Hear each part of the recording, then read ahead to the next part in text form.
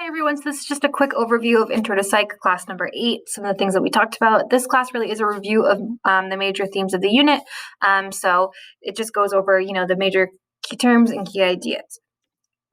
So class number 8, we're looking here at, you need to make sure you're uploading any missing assignments, and there's a little challenge I gave you on the Canvas modules.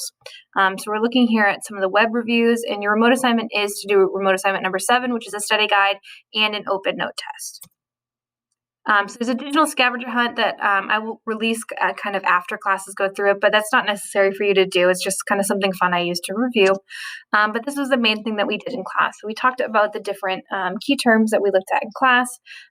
You can kind of go through and click through this yourself. I don't really want to verbally explain it. It seems kind of redundant. I'll just kind of go over like the big highlights here. I'm not going to go as in depth as I do in class. So we talked about the hemispheres, just remembering, the difference between the left and the right. Talking about face blindness again, being centered in the right hemisphere, and the corpus callosum connexum. Make sure you know why your left and right are connected, what abilities that gives us. We talked about the lobes, the occipital dealing with vision, parietal dealing with touch and spatial reasoning, the frontal talking all about planning, judging, decision making. Broca's area is in the frontal lobe, doing with language production, and we talked a little bit about personality in Phineas Gage, but you should be A-okay with that by now. The temporal lobe deals with hearing, memories, emotions, and has Wernicke's areas, which understand speech.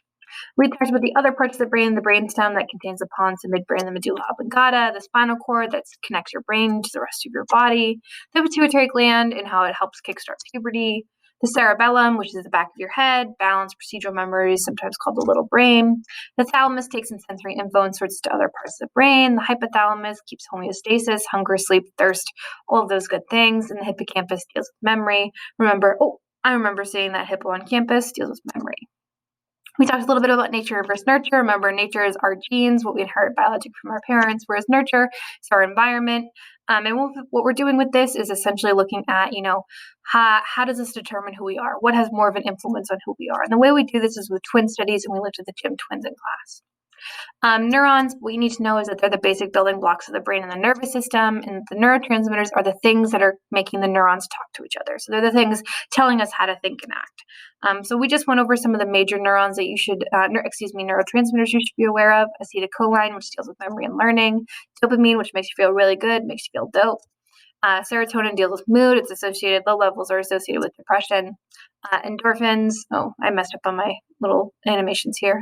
Cortisol deals with stress. Endorphins help us endure pain, and they're related to something called the runner's high. So essentially, that's just a quick overview of some of the major ideas of this unit. There's a study guide you're going to be completing for remote assignment number 7, and then you're going to be doing the open note test. Please make sure if you have any technical issues, you let me know ASAP. That way I can help you out and we can get things squared away. Other than that, I will see you in class. Have a nice day.